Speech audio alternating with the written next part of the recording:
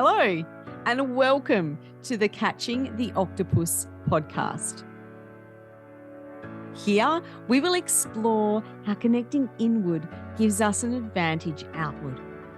We openly talk about the obstacles and challenges and difficulties that life throws our way and how they become moments of gratitude and things that can benefit us when we look back on our lives.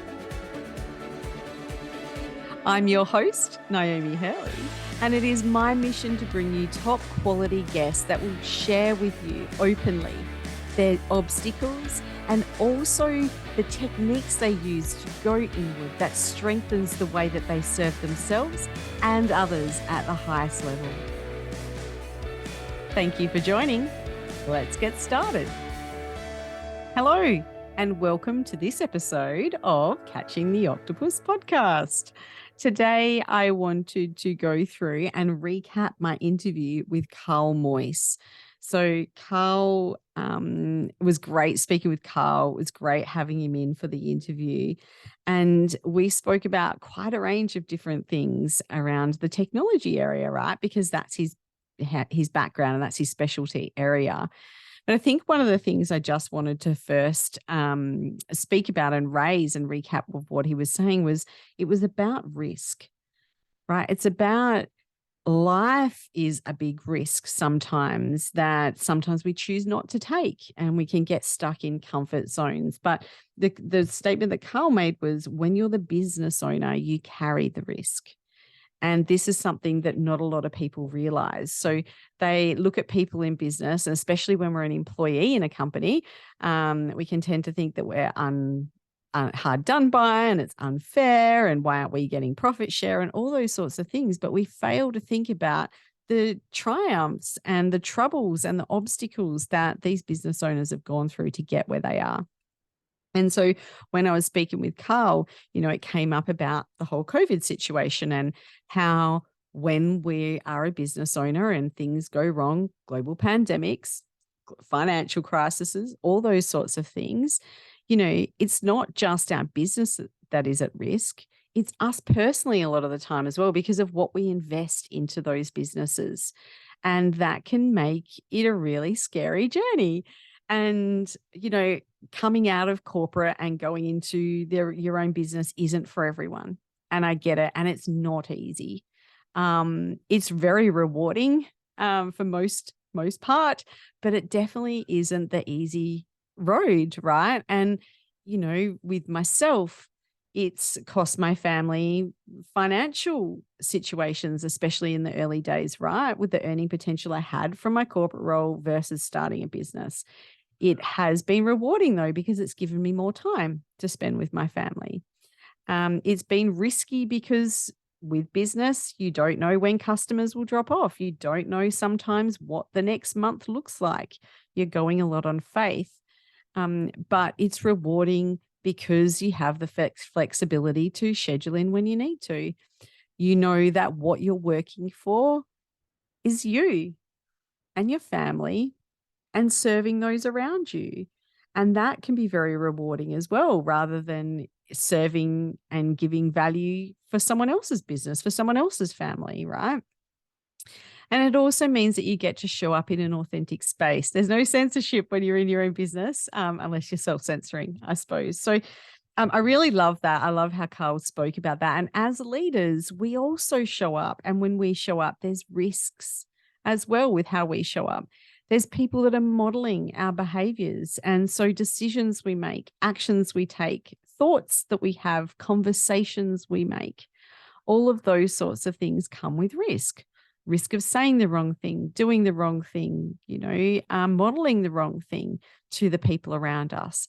And I think the way that we can get around that as leaders is having that transparency and authenticity. And, when we do make a mistake, owning it, standing up and owning it and sharing that as a learning for the rest of our team rather than trying to hide it.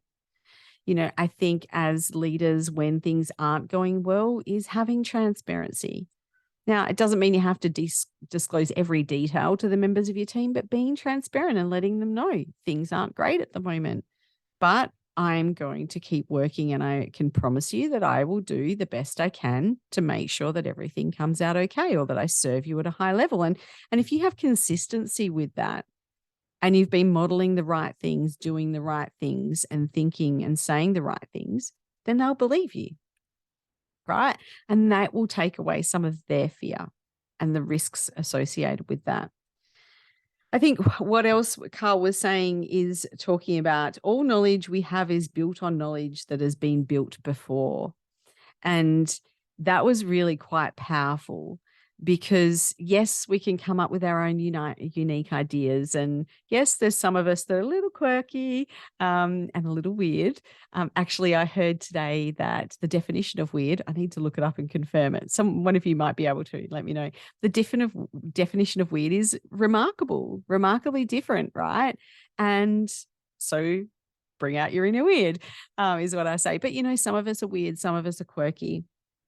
But we're all sort of regurgitating stuff or building on the knowledge we have before. And if you look at psychology, for example, they will take previous psychological studies and tweak them, test them, hypothesize against them, and test for their rigor, and then do more experiments and studies and bring out new information or confirm old information, right? So the digital age at the moment is going in a space where AI is becoming a really big thing, and people are really jumping in on that. And so we talked about that a little bit, and Karl did raise some of the risks that does pose to us as a community and us as a society, and how planning around that from a government perspective, a policy perspective, is really important. But some things that we do in life is we see things for how they are now, instead of looking for how they could potentially be. And AI is a good example of that, because what we see at the moment of what AI can do is just a fraction of its capabilities. And, there might even be stuff behind closed doors that we don't know about that's actually even more advanced.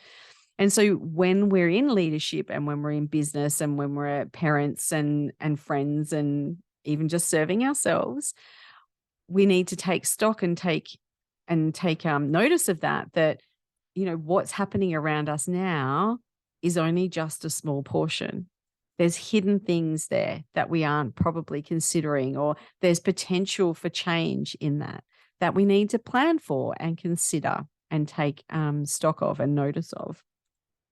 And he also said, he talked about taking responsibility for everything in your life. And I really did love that, because I love that, that's really all we can do. And that's about owning it, as I said before. But where I am today, as much as I love to have gratitude for that, and I love to pay it forward and recognize the leg ups and the people and the opportunities and all those things that I'm blessed to have, really where I am today is about me. And that can be harsh where you're not where you want to be. And that can sound really hurtful and harsh when you hear those words, but it's kind of a fact. When I was doing things that are unhelpful in my life, it was because of me. Now, there's been times in my life where I would have blamed everyone else around me, right? And gone, oh, it was because of them, and I did this decision because they triggered me, and well, they made me angry, but they triggered me, and et cetera, et cetera. But we have to really take that space and understand that where we are today is because of us. If you're enjoying this podcast and you want Niomi or any of her guests featured on your podcast, or as a keynote speaker at your next event, you'll find their contact details included in the show notes. If you'd like to learn more about how you can work with Niomi individually, or as part of your strategy to improve leadership in your business, then review the courses, offers and services at getupandgoconsulting.com.au. And yes, we might have had some fortunes, and yes, we might have had some misfortunes, but it's the way that we've responded, set them up, attracted them, worked with them or against them, that have helped us become the people we are today and helped us to be where we are today. And so that's kind of a good message to take out of this episode as well, is what is it in your life that you're not taking responsibility for? How are you showing up as a leader, as a parent, as a friend, as a spouse, team member, employee even? How are you showing up in this world? And are you taking responsibility for the way you're showing up in this world? And look, if you don't like what you see or you don't like what you're analyzing, you can change it. Now, there's one thing though, you can't be too hard on yourself. That's what I say to everyone. You can always make mistakes, you can always trip over, but you're not allowed to be too harsh on yourself, right? That's the disclaimer. So if any words come in your head that are bad words about yourself, you need to let them go, right? They need to just go straight away. But we're allowed to make mistakes. We're allowed to trip up, but we're not allowed to sit there and blame others for it and not take responsibility for where we are right now in our lives. And I really loved that aspect of speaking with Karl about how that kind of does come out into the rest of life, and skipping back right now to that AI, one of the things that concerns me about AI is that AI is just regurgitating what's already out there, right? It's going through, brilliant concept, all of the knowledge that is on the internet, and it's drawing from that, and it's being able to put it together in a space that people can easily get it. A Google search these days is not usually as concise as what you'd like it to be, right? All these sorts of things. And people are paying to be on there, and all of these, other elements that affect how we get information. But when we're using AI, it kind of just grabs all the information and presents it the best way that it can. But does that mean as we move forward that we won't have, that unique addition to that information? Does that mean instead of people creating new things and putting them out, that we're just going to use AI to do it for us? And does that then mean that stops? It's like psychologists getting to a point where they're just saying, I'm just going to use all these other studies. I won't do any of my own. I won't add into that information pool. So it's an interesting concept to think about. And I know myself in business with AI, I have used it a little bit, but I'm really resistant because I want my messaging to come from me, right? I want what I'm sharing to be something that's additional to the world, that there's something else I can give and share and help with. And so I'm very conscious that using AI to do that, to come up with content, to come up with information, is not always about me sharing what's coming from me. And that's important to me. Now, I have one of my online programs uses AI, and what it does is in the Q&A section, it actually has been trained to use all of my content to then answer the questions in the Q&A, right? So it has its place and it's really helpful. I've known other people to use AI as information, or not information, like idea generators. That's where I was going, and coming up with ideas for different things. Great purpose. But if we're using AI to do the work for us, and there's nothing wrong with that, the people that are doing that, that's completely fine if that's how you want to operate and do things. We're all individuals, right? No judging. But by doing that, there's just that possibility that you're not going to be able to show up from you. And I feel like because that's really important to me, that's something that I want to do, that AI isn't always going to be great for me. And it is a risky space to be in. It is an interesting space to be in at this point, to see how AI travels, how it goes, what else it can do. Like, it's pretty amazing, right? But Chat GPT, so many people are using that, and it's really helpful and it's really great. I've got one friend that uses it to revise her content. So it's her content, but asks the chat to actually put it into, make this sound fun, make this sound polished. Great concept. But it's when we're actually using it to actually produce for us that could actually pose an issue, because then if I step back into that energy space, right, that's not your energy that you're putting out. And energy is so subtle that sometimes we don't even have awareness. And those people that aren't actually connected with words of energy and how energy works, they won't actually consciously feel it either. It's at that subliminal level. But when we're actually showing up to the world as us, then we're actually showing up to the world with that energy. And that's why we connect with some people and we don't connect with others. That's why some clients seek us down, right, to work with us, and others are a bit like, not a big fan of you, but that's okay. So my interview with Karl was super interesting. I always love having a chat with him. And if you missed it, jump back in and have a listen. I'm sure you'll get some value out of it.